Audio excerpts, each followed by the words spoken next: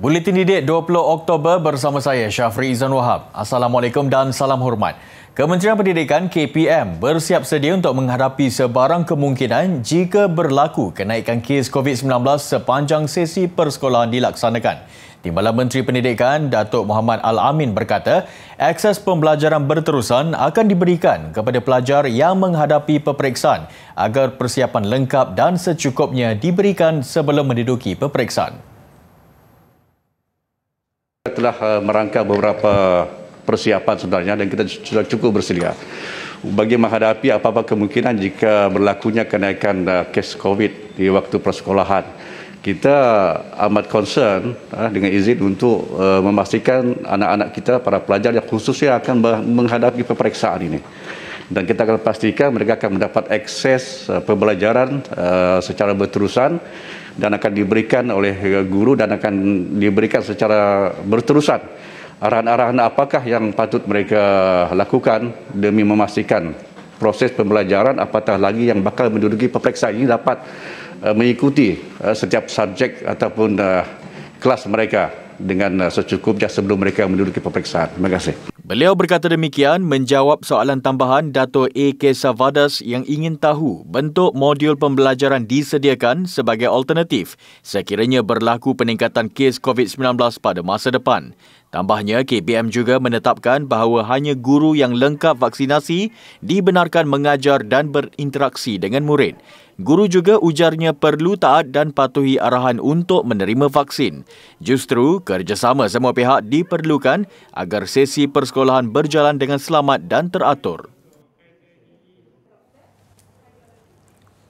Bagi melindungi pelajar dan warga sekolah, KPM turut menetapkan kaki tangan khidmat sokongan termasuk kerani dan pekerja am melakukan ujian air liur secara berkala sepanjang sesi persekolahan.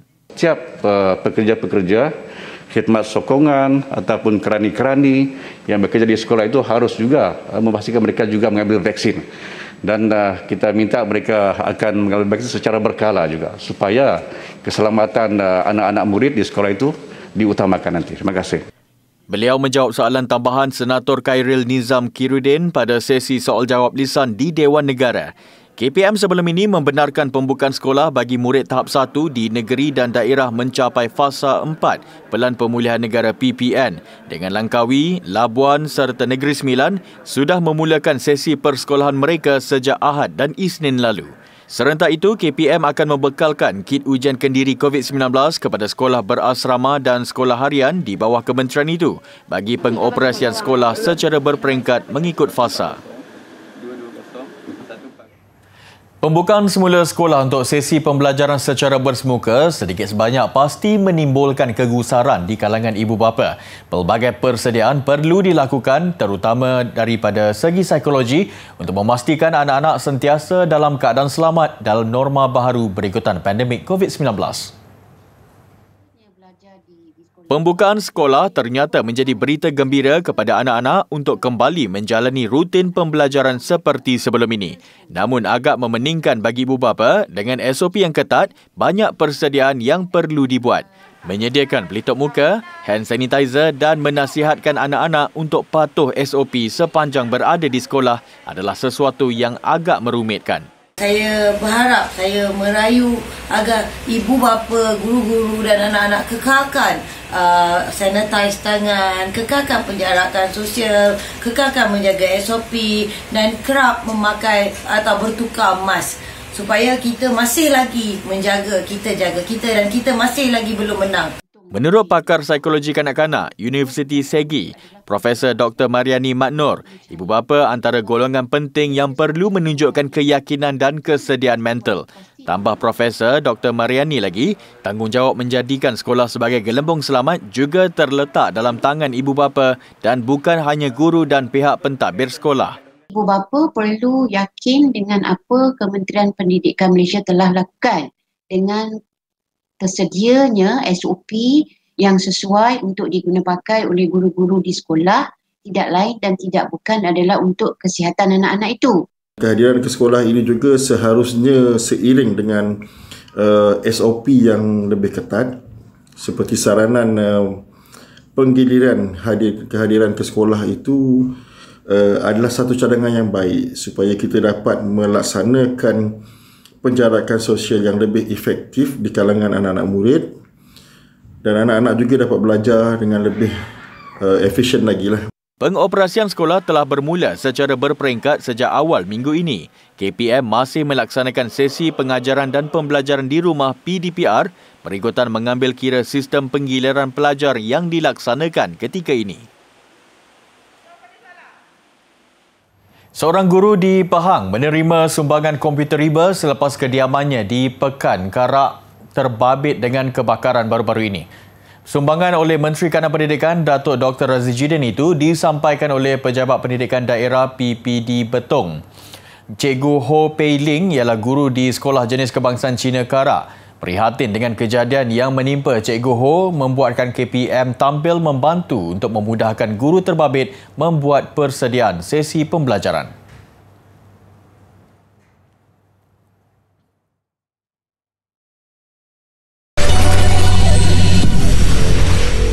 Pasukan MySejahtera di Kementerian Kesihatan KKM memberi jaminan tiada data pengguna dalam aplikasi berkenaan yang diceroboh.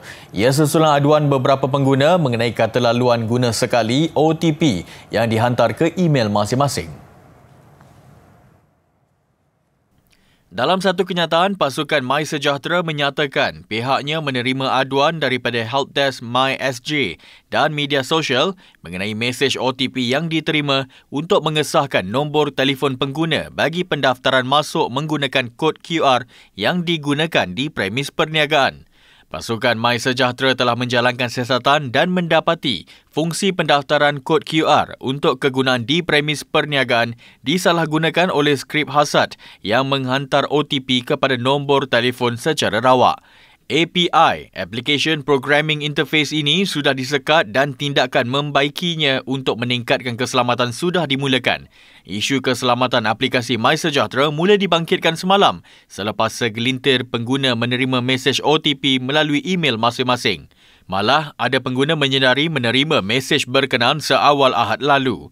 Laman sesawang popular lawyat.net turut menerima hantaran bertajuk MySejahtera Not So Sejahtera Full of Exploits yang memaklumkan aplikasi MySejahtera boleh digunakan untuk menghantar mesej OTP ke nombor telefon sesiapa sahaja.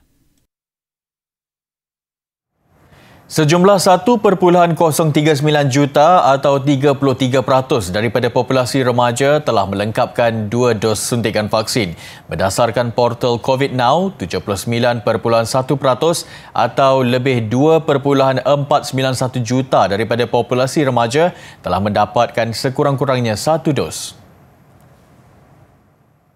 Sementara itu, seramai 22 juta individu atau 94% daripada populasi dewasa telah menerima 2 dos suntikan vaksin COVID-19, manakala 97.2% atau 22.764 juta daripada populasi dewasa telah mendapat sekurang-kurangnya 1 dos.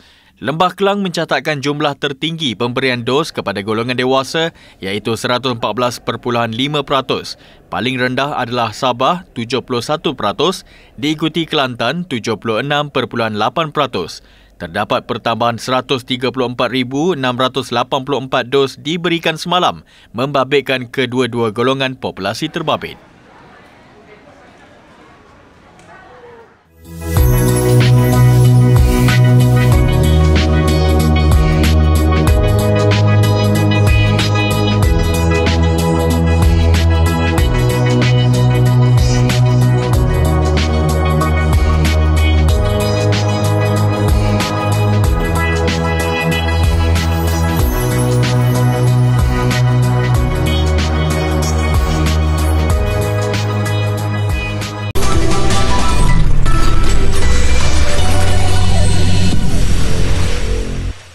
Melakar satu lagi kejayaan membanggakan. Primeworks Studio, PWS dan Wow Animation buat jelung kali bekerjasama dengan platform penstriman terbesar dunia, Disney Plus Hotstar, bagi menerbitkan musim ketiga siri animasi popular Agent Ali. Usaha ini menjadi penanda aras yang sangat membanggakan bagi industri animasi Malaysia. Berikutan Agent Ali adalah harta intelek animasi Malaysia pertama terpilih bekerjasama dengan produksi Disney Plus Hotstar. Timbalan Ketua Pegawai Eksekutif Rangkaian Televisyen Media Prima, Nini Yusof berkata, projek kerjasama dengan Disney Plus Hotstar dianggap pencapaian membanggakan buat industri animasi Malaysia. Ia selari dengan salah satu fokus perniagaan Media Prima iaitu menyokong perkembangan hasil karya penggiat animasi Malaysia ke pentas global.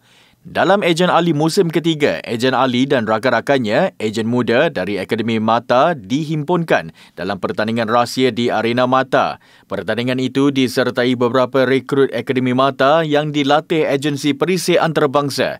Selain menekankan semangat perpaduan dan prinsip integriti, siri Ejen Ali musim ketiga akan meneroka penceritaan mendalam yang membawa kesinambungan dalam misi layar lebar yang akan datang iaitu Ejen Ali The Movie 2.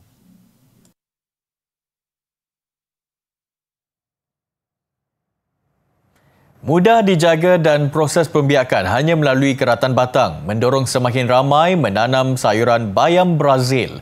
Misalnya di kebun komuniti Bandar Persin 16 Putrajaya ini, sayuran berkenan turut dihasilkan menjadi produk hiliran yang mampu memberi pendapatan tambahan. Kebun komuniti Bandar Persin 16 ini mula diusahakan penduduk setempat sekitar tahun 2018 bagi memberi kelainan pada produk hiliran utama yang dihasilkan. Kebun komuniti di sekitar Putrajaya, tanaman bayam Brazil antara yang diketengahkan. Kudapan berasaskan bayam Brazil mula mendapat permintaan. Cara penanaman pun yang mudah. Dia sama ada daripada batang atau beranting dia, kita cucuk dan dia akan keluarkan hasil semula. Kita ulang proses yang sama saja. Bila dia naik, kita potong, dia akan keluar semula. Lagi banyak, lagi lebat. Maksudnya benda tu memang sentiasa wujud je untuk bahan mentah tu, untuk dia jadikan bayam Brazil crispy tu memang sentiasa ada kat sini. Perintah kawalan pergerakan yang dilaksanakan kerajaan Mac tahun lalu membuka ruang untuk mereka melakukan inovasi termasuk dari segi pembungkusan dan penjenaman. Kini jualan mencecah lebih RM10,000. Bayam Brazil ni dia cepat tumbuh dan kita kena selalu petik dia. Dan bila kita dah petik dia, apakah yang kami boleh buat adalah untuk tahan lama makanan ni ialah menggorengnya dengan tepung. Rahsia kudapan lebih rangup dan enak dengan menggunakan campuran dua jenis tepung serbaguna yang kemudiannya dicampurkan dengan tepung jagung. Kita ada 11 kebun komuniti di Putrajaya dan setiap satu kebun komuniti ni kita memang Jabatan Pertanian kita galakkan ada sekurang-kurangnya satulah produk hiliran. Kebun komuniti ini selain daripada tempat beriadah, tempat untuk berinteraksi, dia juga bonus bila boleh dapat jana pendapatan yang lebih kepada untuk kita punya penduduk dekat sini.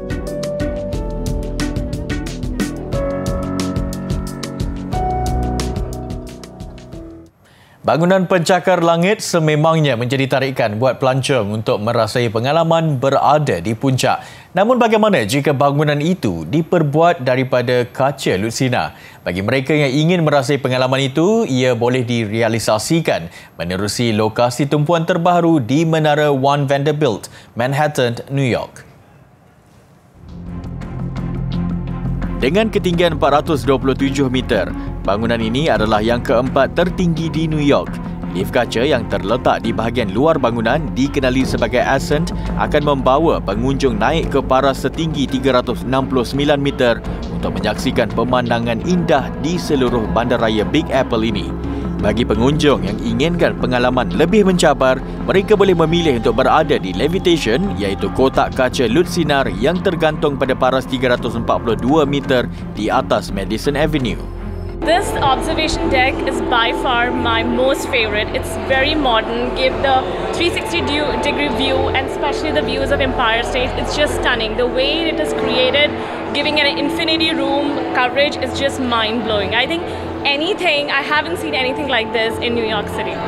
Jika anda gayat, mungkin ini adalah peluang untuk mencabar diri sendiri bagi mengatasi ketakutan anda.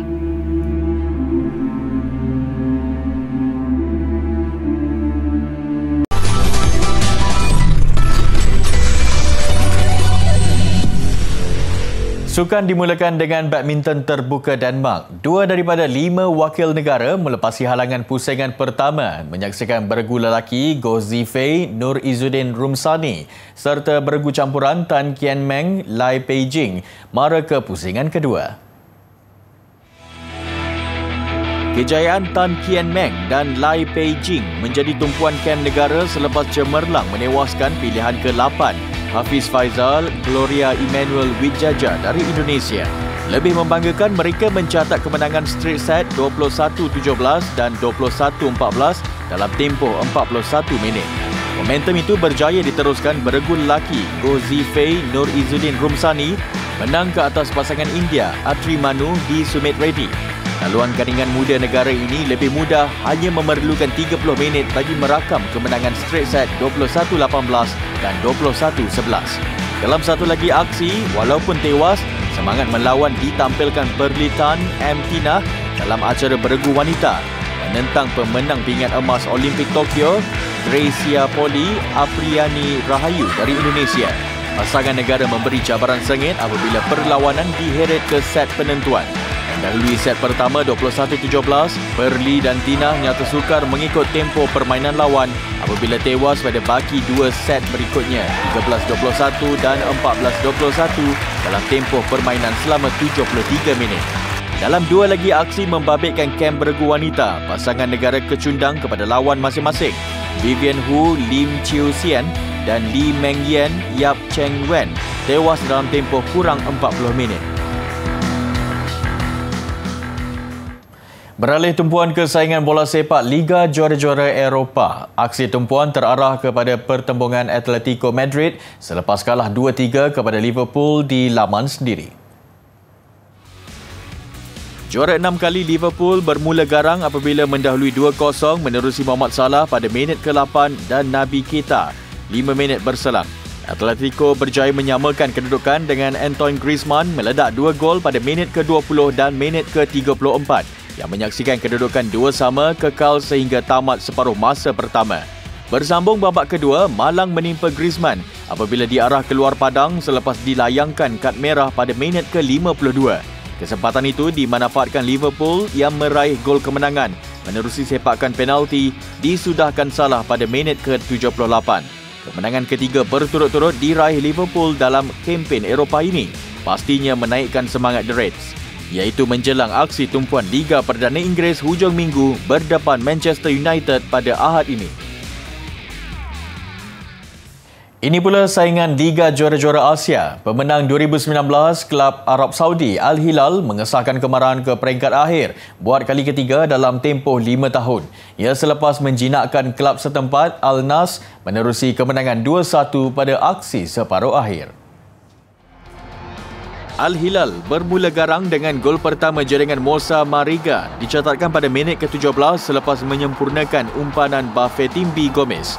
Pasukan lawan Al Nas kemudian kehilangan pemain ketika permainan menuju rehat berikutan insiden kekasaran. Begitupun kekurangan itu tidak menghalang Al Nas untuk bangkit menyamakan kedudukan pada babak kedua. Ia berpunca satu sepakan penjuru sebelum Edison Talisco menanduk masuk gol. Percaturan diperkemaskan semula Al Hilal dan hasilnya skuad kendalian Leonardo Jardim kembali di depan 2-1 melalui penyudah Salim Al-Dawsari. Tiada perubahan jaringan, Al Nas terpaksa akur kelebihan dimiliki Al Hilal kekal sehingga whistle penamat. Di peringkat akhir, Al Hilal akan berdepan sama ada Pohang Steelers atau juara bertahan Ulsan Hyundai. Visual pecutan jentera MotoGP oleh Marc Marquez di kawasan pergunungan bersalji mengakhiri buletin didik malam ini. Saya Syafrizan Wahab, salam hormat dan Assalamualaikum.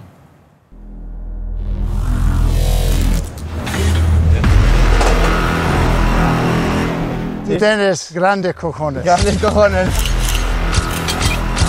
I wish you all the best. Thank you very much.